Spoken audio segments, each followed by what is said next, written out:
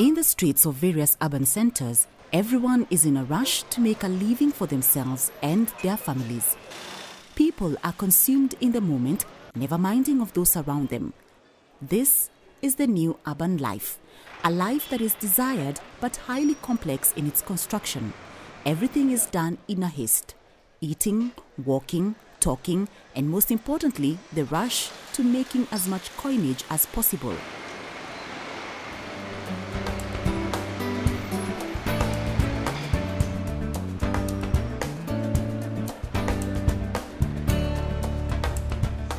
In this hustle, most people do not see the invisible hands of toil that make it possible to have food on their table. Located at strategic positions in the urban streets and residential areas are small grocery stands, open markets, supermarkets, and sophisticated malls. A quick dash into them and fresh foodstuff is available.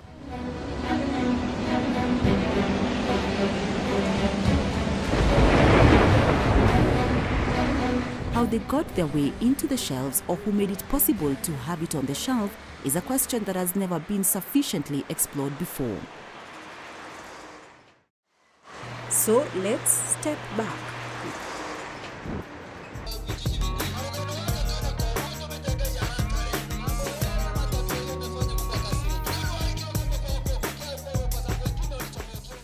The fact is, small-scale holders contribute 75% of the total agricultural output in Kenya and 70% of marketed value. However, it takes a lot of sweat, drudgery, and frustration for them to get the produce out of their farms to the first point of commercial interface, mainly a roadside collection point accessible to motorable transport. In transport terms, this transport segment is the most arduous, most expensive, and the weakest link in the agricultural transport chain. The First Mile project is a way of first starting to help us to begin to quantify some of the issues, the costs, the time and the effort, and also to see and talk to all the farmers and to really understand their individual problems in how they market their produce, how they take their produce, how they coordinate loads, how they coordinate transport.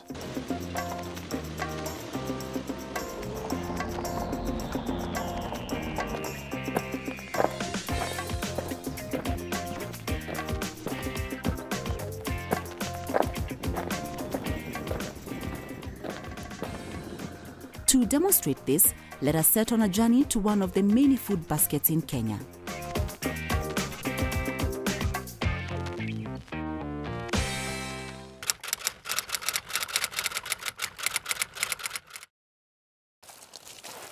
Farming is the predominant source of income to many families. Nafanya kazi ya ukulima agribusiness. Huku tukiwa na bibi yangu tunalima vitu kama vitunguu, mboga, hizo zikiwa nika za commercial. Kazi sio kuajiriwa. Kazi unafaa ujiajiri wewe mwenyewe. Kazi iko. Kazi ya kulima ni kazi ambayo inafaa sana ya kujiajiri. Vijana waanze kusema hata hakuna kazi. Kazi ya kilimo iko. Na sana sana ukilima kitunguu itakulipa na utakaa kama mwajiriwa. Nini mita gitunguru makiria ma miaka 10 na ngarima ndina mathina maingi muno. Thina wakwa kulima gitunguru kuumiria ni tondu wa barabara to barabara itu ni koragwo ri njuru muno tukiumiria gitunguru.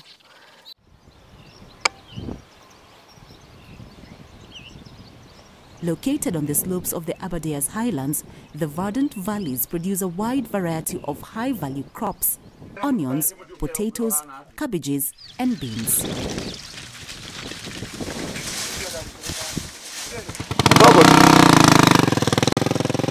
Getting the produce from the farms onto a motorable truck is, however, a daunting task for the farmers. Getting the produce onto, onto a truck. It is a problem of coordination, and I understand that in this area farmers are grouped together and they try and coordinate the trucks to come to a certain key point so that there is a consolidated load. So in total it costs them less. If you can consolidate your load, then you can use economies of scale of transport.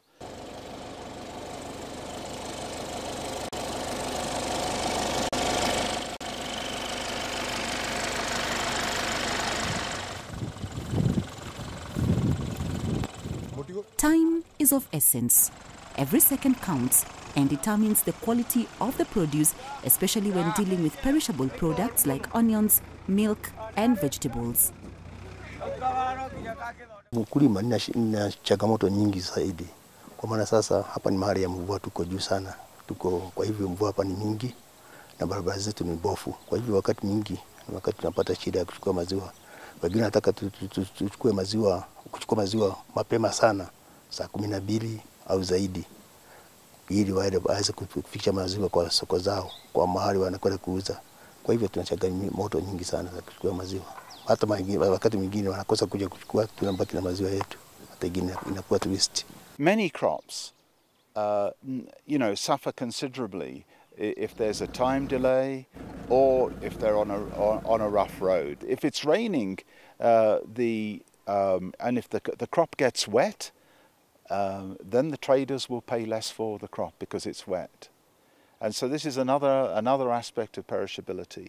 But also, if you're going over a very bumpy trail, you can also destroy the value of something. So crops like bananas or mangoes, the more bruises they have, the less the value of the crop.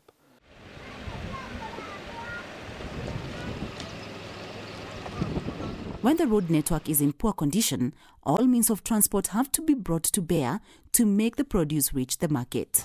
Even in the dry seasons, the unwinding, treacherous first mile is difficult to navigate for those who dare to brave the terrain and venture deep into the villages. The ripple effect is, first, collection point brokers take advantage of the farmers, citing bad roads as the main reason of low farm gate prices. Challenges ile tuko nacio ni horo wa wendia na uguri. Tondu tariu waru ici ngonia ici ndenjire waru ici o mande.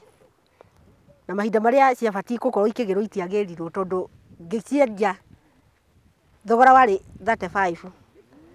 Na riu ndagika eno irokire kugirwo na 3,000. Uguo thina ukoragwo uri aguri kana kugurirwo. In reality, the brokers know too well the journey from this point is swift and the destination demand for the product is high, resulting to exorbitant profits. The onset of rains is usually a relief during the planting season, but when rains come at the harvesting time, it is a sign of distress for the farmers. A simple transport delay can result into immeasurable value loss. Wakati wa mvua mkubwa, unajua maziwa yanakuwa mengi kwa wakulima wengine wote. Sasa unaweza anakuja kwako, hiyo maziwa itakuwa na twist. Alafu kwa maana ukiweka kawaida mrefu itaharibika.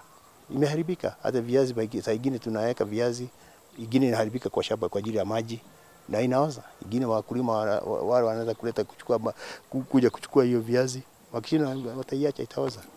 If it rains and if the truck stops, people have to push it. And they give a lower price to the farmer because it's rained, because there's a delay in the truck, because there are problems, and also because the produce has got wet. Lucy Muthoni is a productive onion farmer who is skeptical about the future. For 10 years, she has produced onions, but transportation has been demanding, and so she took matters into her own hands. Riu ngindora miaka ĩrĩa ndinayo ona uhoro wa kurima riu ni unjiritie ngoro no ndina ciana pengine no ona ndina kanini ndirarera ka miaka 2 nigakubatara mabataro maingi muno nikarenda guthoma nikarenda kuria nikarenda kwihumba no nindiraigua riu ona ndingihota ona ingigeria ndingihota riu gukirima ringi no barabara ngiagira ni ndio no nguthii na mbere na kurima. A few farms away is another frustrated farmer. Last year, she produced lots of onions and spent a lot to ensure they reach at the collection point, but still her harvest did not see the light of day. Ejuwe mwaka ucio ngi nitwateire gitunguru kiingi muno tani kwi ha gitunguru ndarengithirio kiingi na muguri agĩũka akĩona tondũ nĩ ndakĩhumbĩrĩte hau thikũ nyingĩ akiuga nĩ ndĩroka na nginya ũmũthĩ ũyũ ndarĩoka no nĩ gĩtuĩkĩte thumu gĩothe na gĩatuĩka thumu ũndũ ũcio tũkaũta hathara no ko bara yarĩ njega gĩtingĩatuĩkire thumu. She says dropping onion farming is a hard choice to make, but if the transport network can be improved in the area, then without a doubt she can be a devoted onion farmer. A number of farmers in this area admit it's for the sake of their family, that's why they haven't downed their tools. This situation is a replica of what happens in other bordering regions.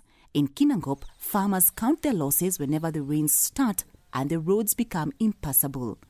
Karanja, who is a well-known farmer in this region, swallows the pain of feeding his animals with his produce each year graciously. Bebe nĩ tuge bebe ciathũkire nĩ ũndũ wa itiathũkĩte mũno no rĩu mwena wa bebe rĩ cirahania ta ciathũka tondũ mboga nĩ ciambire igĩthũka mbere. Rĩu ngĩona iria nĩ ciarĩ cia ng'ombe ngĩona iria ndikwamba kũhe ng'ombe tondũ iria nĩ ikũhota gũikaranga no rĩu ici itingĩikara.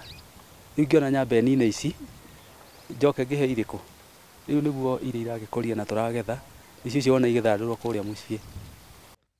With the animals properly fed, Karanja is able to produce over 90 liters of milk every day, but still no reliable traders show up for the milk. David Kungu is a disheartened dairy farmer. With no choice and plenty of milk, Kungu has no option but to accept the prices that are dictated by individual buyers.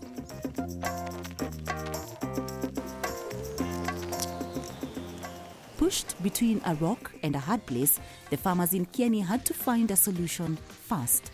There is strength in numbers and the farmers knew this well. Tunafanya kilimo ambao ni kilimo ya kitunguu na hizo vikundi zote tulikuwa na lengo moja, tuungane ili tujue ya kwamba tuone ya kwamba tunauziwa mbegu kwa bei nafuu, kwa maana mkiwa wengi mnaweza sikika na ndiposa hata wakati wa kuuza tuuze tukiwa pamoja ili hata wanunuzi watusifinye.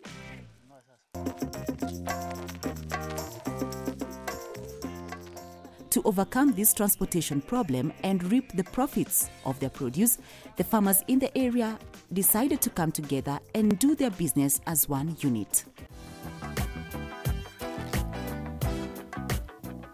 It was in these trying times that the idea to build a new road struck. It took a long time while still wallowing in misery, but when the right time came, they sprang to action and soon a diversion from the main road gave them hope that was slowly fading away. Na hii barabara ndio mojawapo tunatumia kupitishia mizigo yetu. Na hapa nimesimama ni mto inaitwa Boru. Kwa hivyo kukinyesha hii mto haupitiki. Hii si barabara ile ya kawaida, hii tumejinunulia kidogo tu. Sababu ile iko gari haiwezi pitia, iko na mitalo mikubwa. Labda tu itumiwe kwa tinga wakati wa jua kama wa leo, lakini wakati wa mvua haiwezi pitika.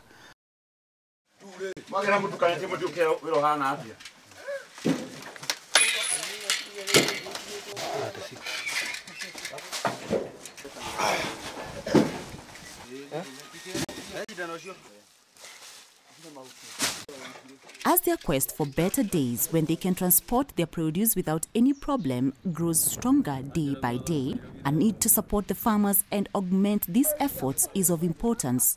Organizations that have their problems at heart are watching and are working towards turning the situation around for good.